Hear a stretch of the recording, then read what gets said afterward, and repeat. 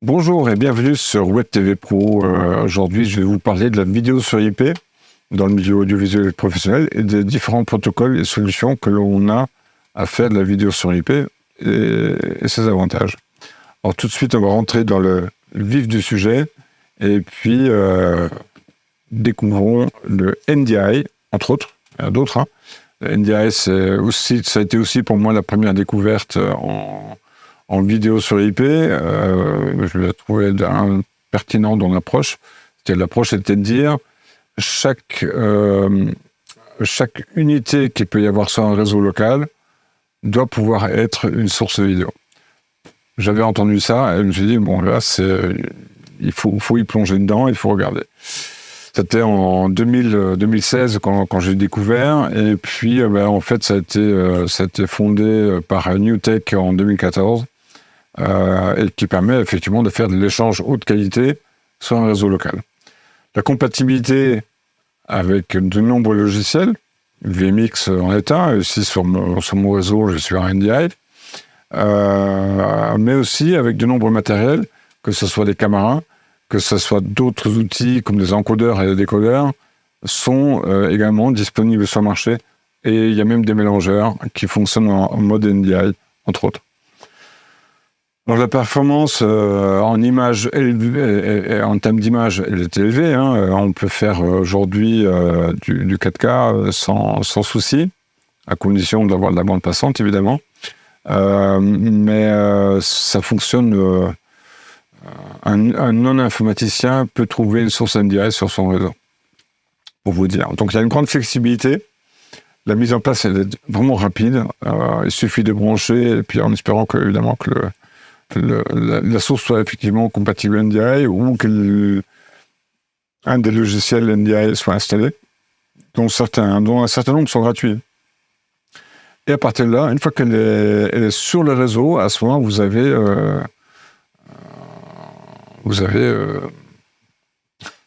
la source disponible, il n'y a plus qu'à la réinsérer dans votre programme. En termes économiques, c'est du réseau standard, sur du 1 giga, donc pas besoin de mettre en place des câbles SDI en plus, ou de l'alimentation, vu qu'il y a beaucoup de caméras aujourd'hui qui fonctionnent en PoE, c'est-à-dire qu'elles utilisent en fait l'électricité présente sur le réseau. L'évolutif, c'est né en 2014 avec l'NDI 1, et puis là aujourd'hui on a NDI 6 en 2024. Et je pense qu'il y a encore une bonne évolution qu'on peut attendre. Et la qualité, on est en 4K. 4K. Bon, ici, moi, je suis en Full HD, mais ça fonctionne en 4K, ça fonctionne pareil, à condition, évidemment, d'avoir suffisamment de bande passante. Le SRT, c'est un autre protocole qui est utilisé, qui a été développé par iVision, je crois à peu près à la même période, qui a la performance de travailler en réseau étendu. C'est-à-dire qu'il fonctionne en réseau local, il fonctionne aussi en réseau Internet, sans aucun problème. Il y a quelques petits paramétrages à mettre, mais globalement, c'est fiable. Ça a été fait, en fait, pour sécuriser la vidéo sur IP, sur des réseaux qui sont inconnus ou pas fiables. C'est-à-dire qu'on ne connaît pas la bande passante à un moment T. Donc si on a une perte de paquets, on peut, le SRT récupère automatiquement des paquets dans ses algorithmes. C'est une très faible latence. Moi, dans ce que j'ai mesuré, on est en deçà de la seconde, entre ce qu'on envoie sur Internet et ce qui est reçu de l'autre côté. Donc c'est plutôt pas mal. C'est adaptable, c'est-à-dire que le protocole s'adapte en fonction du trafic et de la bande passante. Et c'est compatible parce que ça fonctionne sur tous les réseaux, y compris à travers les pare-feux et les systèmes de NAT si on passe d'un réseau à un autre. Et puis économiquement, c'est pas excessif. Alors il y a quand même un petit bémol. me semble, là, au NDI aussi. Newtek, mais aussi iVision qui a fondé le SRT, propose évidemment des encodeurs et des décodeurs qui, eux, évidemment, ne sont pas, qui sont pas gratuits, mais optimisés, du coup. Économiquement parlant, donc a priori gratuit dans l'usage, mais il y a quand même un coût qu'il faut penser. Mais par rapport à ce que vous devriez, si vous devriez mettre en place un réseau privé entre un point A et un point B, c'est une vraie économie. Hein. Le SMTP 21, ST2110, c'est un protocole fourni par la société Motion Picture. Moi, je sais plus le nom en tête exact. En fait, c'est un protocole qui sépare la vidéo, l'audio et les métadonnées dans des flux distincts. C'est sécurisé, évidemment, sauf que ici, comment dire, c'est le seul protocole qui n'est pas compressé. C'est-à-dire, c'est les données brutes qui sont envoyées sur le réseau séparément, séparer la vidéo et l'audio et les métadonnées, pour que l'image ne soit jamais compressée, aucune perte de détail. C'est principalement utilisé en télévision. Principalement. Les avantages, c'est l'interopérabilité entre les différents systèmes. C'est une fois que vous êtes lancé dans un projet ST2110, vous allez descendre l'ensemble des outils, des caméras, des mélangeurs, tout ce qui va avec, et vous mettez tout en ST2110. Encore une fois, l'avantage, c'est la haute qualité de ce protocole-là, mais qui a un coût réel, pour le coup. Que peut-on dire d'autre? Il y a un truc qui est important que j'ai pas évoqué sur l'NDI et les SRT, mais les principes sont similaires. Le ST2110 se base sur une horloge unique qui est transmise aussi bien aux caméras, aux mélangeurs, aux différents appareils à partir d'une horloge, elle bien existante.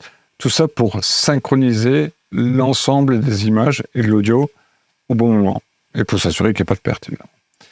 Sur les SRT, il y a un système similaire, mais qui est basé du coup sur une horloge Internet. Et puis sur le NDI, c'est l'horloge réseau, il me semble. Je n'ai pas vérifié.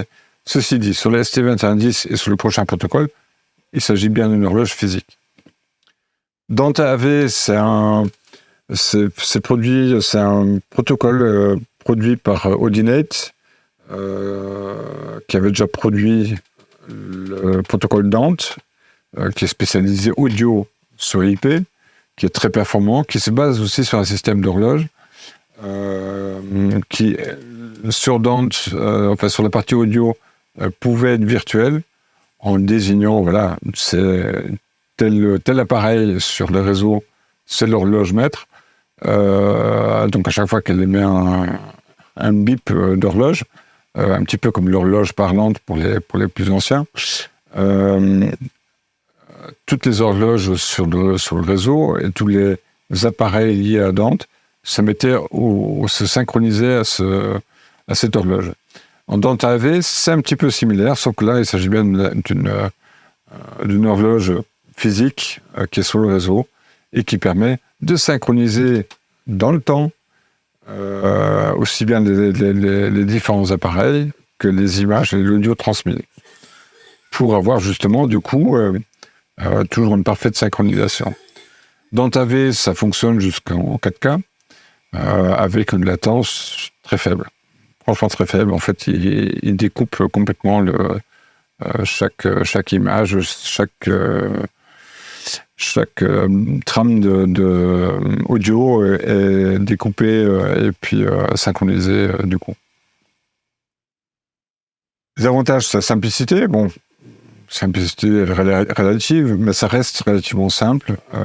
Ils ont mis en place des outils autour de Dante et de Dante AV qui permettent de facilement paramétrer les différents outils et surtout d'assurer le cheminement. Parce que dans ces protocoles, il y a un cheminement qui est fait, qui est en multicast ou en monocast, je ne sais plus, ce qui permet justement de diffuser vers telle destination ou vers plusieurs destinations. Et tout ça, ça se paramètre relativement facilement dans les outils que Dante propose. D'ailleurs, à propos de Dante et de Dante AV, donc Audinet, ce sont des développeurs informatiques qui avaient ce problème de répondre à une problématique audiovisuelle et qui ont créé à partir d'une vision informatique et une vision réseau ces outils-là. Et ils sont plutôt performants. L'interopérabilité avec d'autres appareils, oui, clairement, Dante fait partie, on va dire, des protocoles relativement courus, un petit peu comme le ST2110,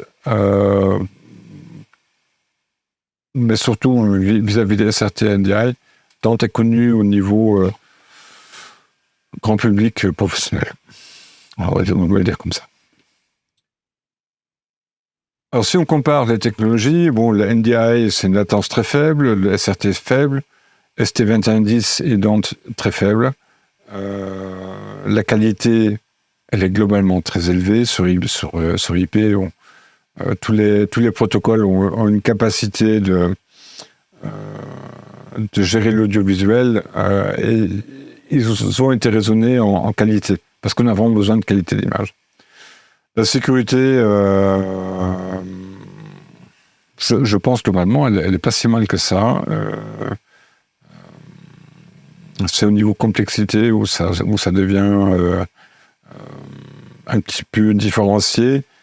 Sur NDI, n'importe qui peut se lancer dedans.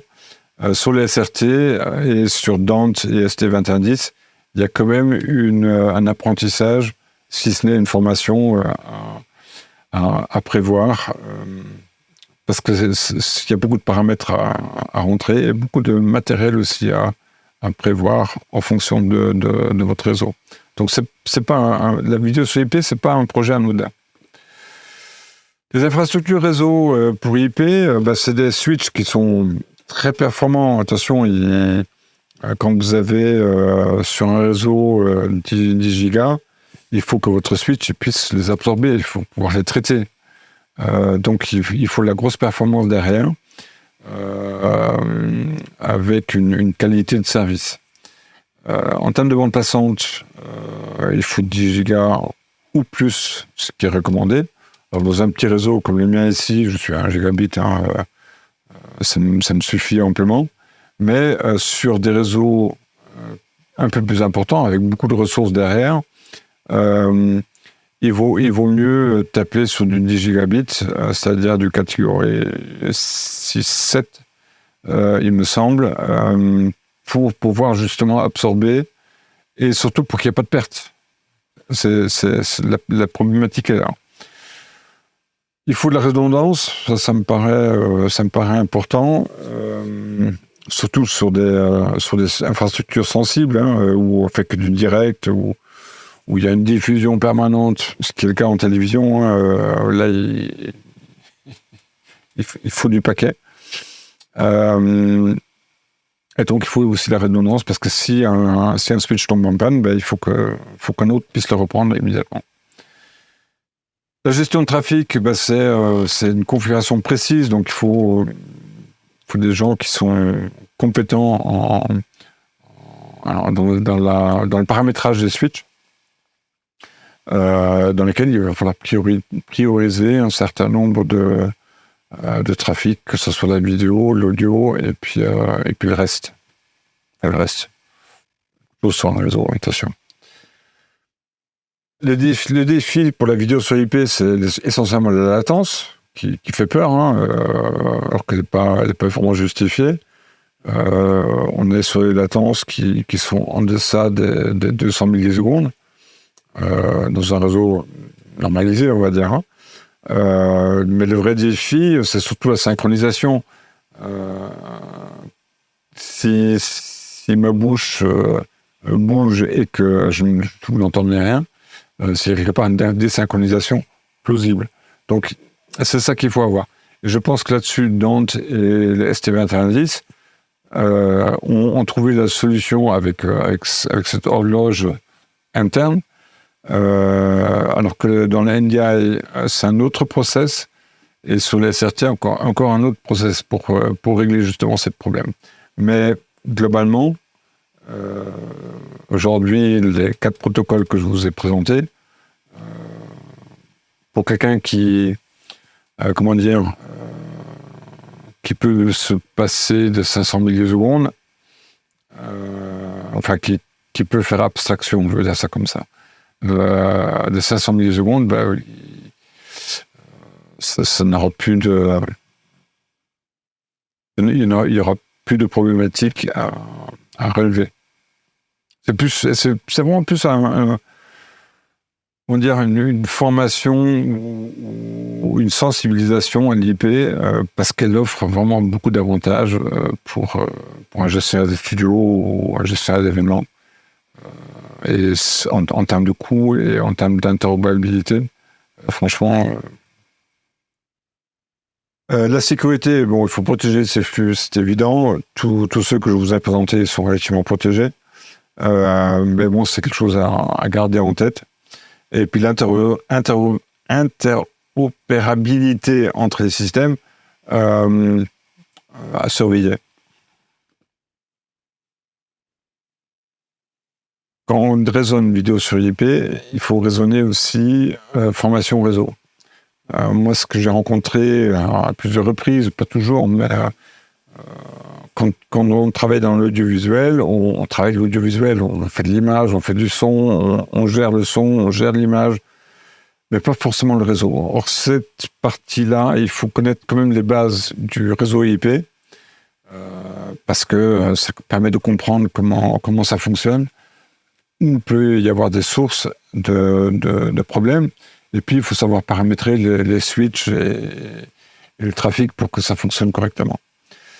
Avoir une connaissance approfondie des différents protocoles, bon, pas forcément tous, mais ceux qui vous paraissent à l'entrée importants, parce que vous avez fait un choix dessus. Donc là, il faut se former dessus. Il y a des formations qui existent, hein, que ce soit sur les NDI, sur les SRT, sur les ST2110, et sur Dante, je pense qu'il y en aura aussi. Dante, c'est quand même un protocole. Dante AV, c'est un protocole qui est quand même très récent. Il faut être fatalement également conscient de sécurité, donc il faut avoir un raisonnement sur la sécurité informatique, c'est les menaces qui peuvent exister. Et puis, il faut être en capacité d'intégrer tous ces systèmes, parce que quand vous mettez un NDI sur un site et que vous vous rendez compte que votre mélangeur audio n'est pas compatible, il faut savoir comment on peut contourner ce problème.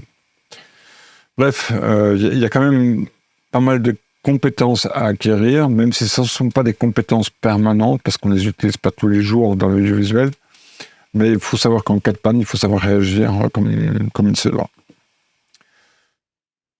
Dans la production en direct, c'est une flexibilité accrue pour configurer les sources, réduction de câblage, une facilité d'ajout de nouvelles sources, l'intégration simplifiée pour des graphiques, pour des replays, etc.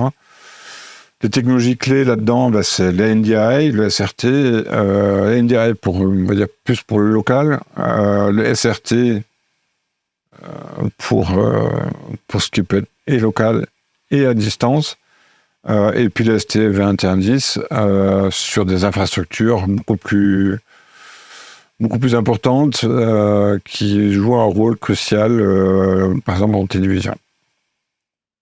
Les considérations à prendre, c'est gestion de la latence, et puis la redondance pour assurer vraiment une fiabilité.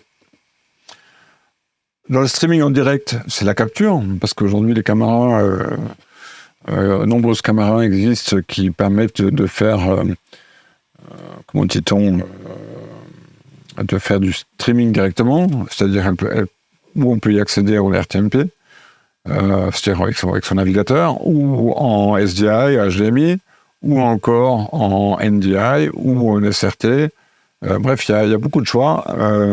Et là, ça devient intéressant quand on fait du streaming en direct, d'avoir tout sous le coude et de facilement le mettre en place. Il existe déjà quelques mélangeurs qui sont compatibles à travers la vidéo sur IP. Pas tous, mais les plus récents ont bien pris en compte cette convergence vers l'IP et vers l'IT. Ce qui permet de bénéficier de ces derniers avantages, aussi bien sur les NDI que sur les SRT ou les ST2110. L'encodage, oui, les distributions, comment dire, tous ces systèmes IP, dans le streaming, elles y sont, je ne vais pas dire depuis le début, mais la problématique s'est rapidement posée. Comment, avec peu de budget, finalement accéder à plein de sources IP. C'est ce qui avait créé la volonté des fondateurs de NewTek de rendre la vidéo accessible n'importe où sur le réseau. Dans la production à distance, alors là, je parle aussi de ma propre expérience là-dessus. Ayant travaillé à La Rochelle, mais habitant à Montpellier, et en recevant des flux, que ce soit de Suisse ou d'ailleurs, le coût n'est pas le même. Et c'est hyper fiable. Là, en l'occurrence, j'avais aussi bien du SRT que du NDI, et ça fonctionne alors comme rien à dire là-dessus. Franchement, c'était parfait. Le futur de l'IP, de la vidéo sur l'IP, pardon, c'est le cloud. Et bon nombre de structures et d'applications passent aujourd'hui sur le cloud. Et fatalement avec la vidéo sur IP, c'est-à-dire qu'on ne peut pas installer un mélangeur physique dans le cloud, c'est pas possible. Donc c'est des applications. Et il y a beaucoup d'applications justement qui intègrent cette notion-là. C'est-à-dire qu'on peut les installer sur un cloud de type AWS, de type Azure et autres. Et là, on a besoin de l'IP. Donc ça, c'est une chose. Et puis, il y a aussi la partie intelligence artificielle disponible dans le cloud, vous le savez déjà vous-même. Et que dire, si la 5G, quand je faisais le streaming dans le foot, c'était en 4G souvent, donc c'était relativement limité. Avec la 5G, alors ça marche de feu de Dieu, franchement.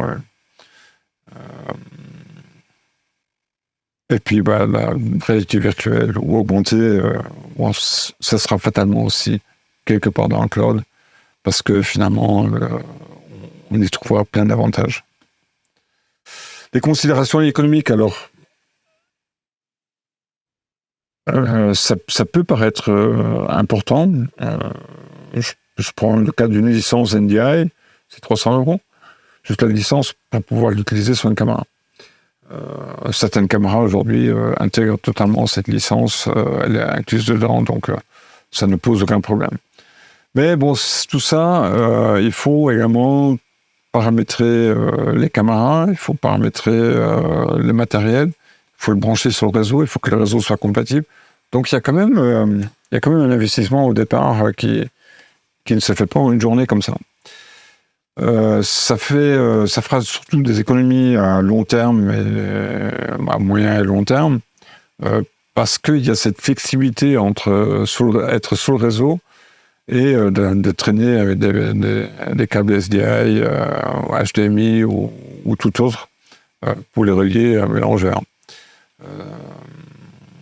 C'est surtout sur les grosses structures de type télévision où on peut espérer avoir un retour sur investissement plus rapide qu'on peut l'avoir dans une petite structure.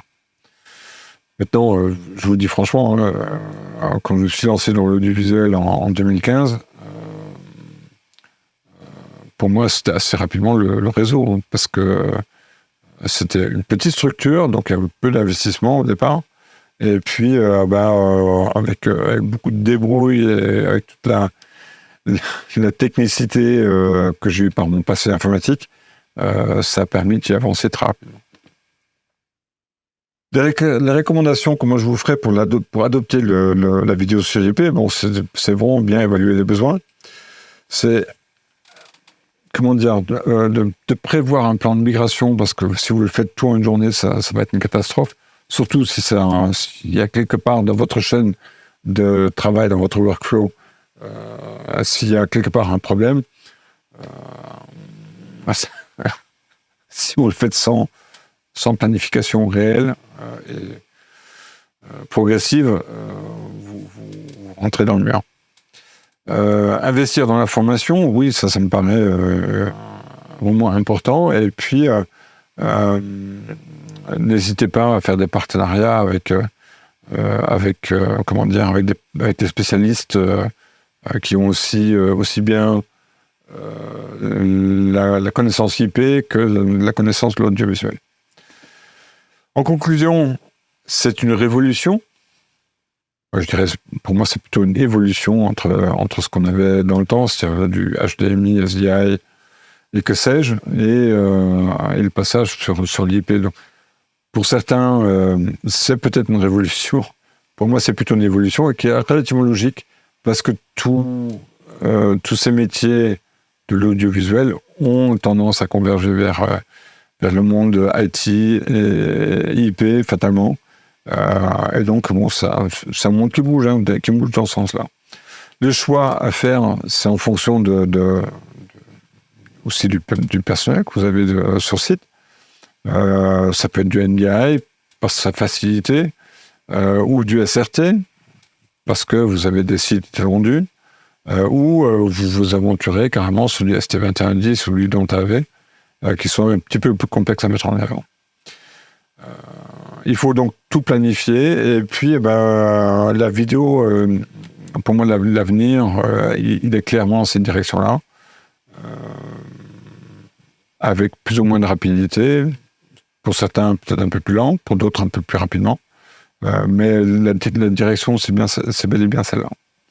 Voilà, je vous ai tout dit pour aujourd'hui. Je vais vous remettre l'adresse de mon site. Donc c'est weinborg.fr, où vous scannez simplement le QR code qui est là, et puis au plaisir de vous retrouver sur mon site, où il y a aussi une grosse documentation, parce que je fais quand même du conseil, je fais aussi du rédactionnel, notamment pour MediaQuest, sur ces différents sujets. À très vite.